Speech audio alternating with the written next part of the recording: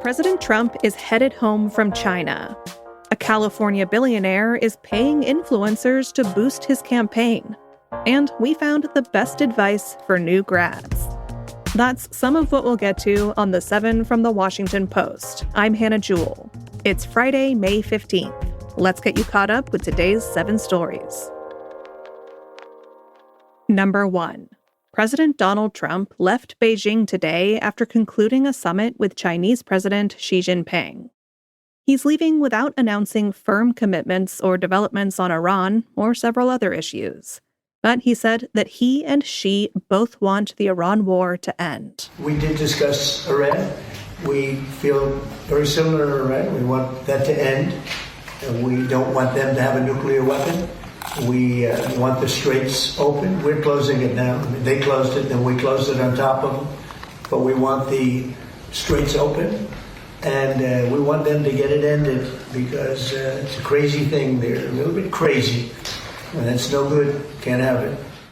The carefully choreographed pageantry and gestures of friendship during Trump's trip produced an image of two superpowers on similar footing. Analysts say that's exactly what Xi hoped to project with the visit. It's a stance that China has long craved and the U.S. has long resisted. Number 2. The Supreme Court preserved male access to abortion pills for now. Earlier this month, a federal appeals court in New Orleans ruled that patients must pick up the drug mifepristone in person. That's the most commonly used abortion pill in the U.S. It's become a major battleground for legal fights over abortion rights. Since the fall of Roe v. Wade in 2022, providers in states without abortion bans have been sending the drug to people in states that do. The lower court's ruling blocked the ability to do that. But yesterday, the Supreme Court paused that decision, once again allowing access to mifepristone by mail and telehealth while litigation continues. The justices did not explain their reasoning, but the decision came over the objections of conservative justices Clarence Thomas and Samuel Alito. The ruling is a defeat, at least for now, for anti-abortion activists. Number 3. Trump missed a deadline to disclose tens of millions of dollars in stock trades. The president is required to publicly disclose stock transactions exceeding $1,000 within 45 days. But according to Trump's latest investment filings, he recently missed a deadline to do that by months. Disclosures filed last week show that Trump sold between $5 and $25 million each of Microsoft and Amazon stock in February. Then he purchased millions of dollars worth of the two companies' stock in March. Records show he was assessed a fee of $200 for missing the deadline. Before beginning his first presidential term in 2017, Trump reported that he sold his stock portfolio. But he opted not to do that when he began his second term last year. His assets are held in a trust managed by his children. The American public has long been critical of public officials trading stocks while in office. ICE is moving forward with plans to convert warehouses into immigrant detention centers. That's number 4. The warehouse plan has emerged as one of the Trump administration's most controversial ideas in its push to deport millions of immigrants. Officials say housing people in warehouses will allow ICE to more efficiently process people by holding them in a smaller number of large-scale hubs.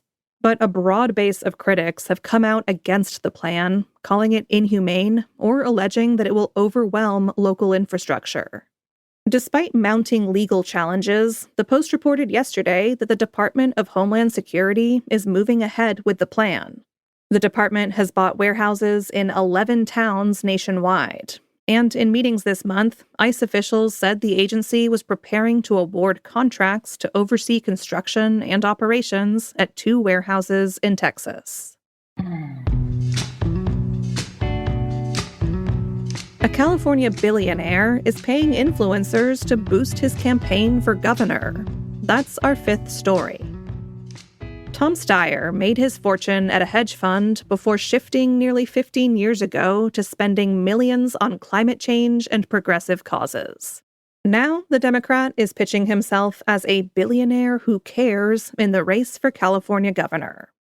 Online, some influencers seem to agree, like Jason Chu, who posted this video in February. Is Tom Steyer just using progressive language for public reinvention? Or is he a guy that woke up to the damage his company helped cause and is now spending his money undoing it? I honestly don't know. I do like what he's saying, and I'll be paying attention to the race this year. According to state election finance records, that opinion paid off. Chu got $2,000 for online communications from a media contractor on behalf of Steyer's campaign. The campaign's payments and the failure of some influencers to disclose them have prompted a state investigation into potential violations of a political advertising law. The California primaries are on June 2nd.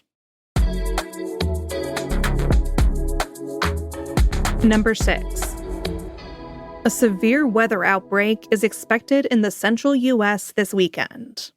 The weather forecast in the middle of the country is not looking great. Severe storms and the potential for destructive hail and tornadoes are expected. The Great Plains and the Corn Belt are at the greatest risk. The National Weather Service Storm Prediction Center issued severe weather forecasts for both Sunday and Monday. Usually, the agency doesn't craft such aggressive forecasts so many days in advance. So, if that's where you live, take note. On Sunday, anyone based in or traveling to parts of Nebraska, South Dakota, Iowa, and Minnesota should be cautious. Then on Monday, Kansas, Lincoln, Nebraska, Omaha, and Des Moines should be on alert. And unfortunately, next week from Tuesday onwards could bring even more storms. And at number 7, our reporter watched dozens of graduation speeches to find the best life advice. Every spring, commencement speakers don square caps and offer their advice and inspiration to a fresh crop of college grads. The best ones sometimes go viral and reach millions of people.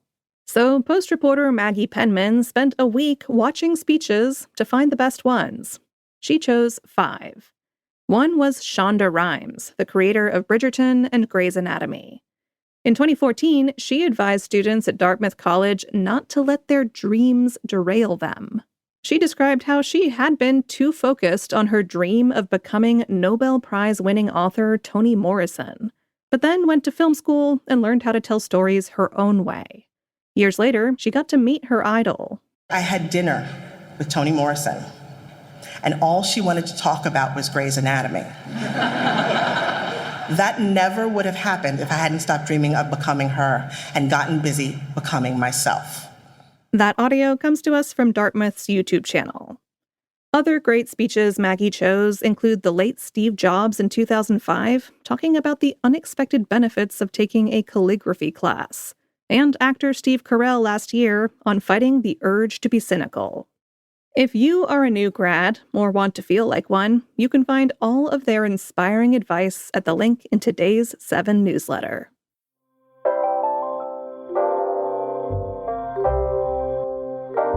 That's the show for this week.